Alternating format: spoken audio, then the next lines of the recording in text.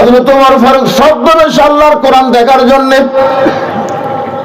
হঠাৎ লক্ষ্য করে দেখেন বিস্তীর্ণ মরুভূমির মধ্যে একজন রাখাল উট আর দুম্বা চড়ায়। ওমর ফারুক আল্লাহর কোরআন দেখার জন্য রাখালকে সালাম দিয়ে বললেন, রাখাল ভাই, আমার পেটে ক্ষুধা লাগছে, আমি উটের এক পেয়ালা দুধ চাই। রাখাল মুচকি মুচকি হাসে।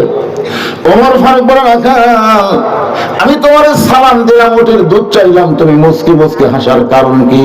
রাখাল বলে, পথিক, তুমি আমার সালাম দিলে, উটের দুধ চাইলে আমি দিবার পারবো না, আগে তোমার পরিচয় জানতে হবে।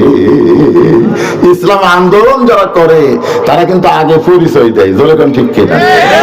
আমি এলাকার শিবিরের এই সদস্য, নয় সাথী, না হয় কর্মী, আমি এই ওয়ার্ডের দায়িত্বে আছি, ভাই আমার এই দায়িত্ব, আল্লাহ আমাকে দায়িত্ব দিছে। কারণ এবছর আপনারা দেখলেন প্রত্যেকটা জেলার আমির নির্বাচন হলো। ধরে কোন কথা ঠিক।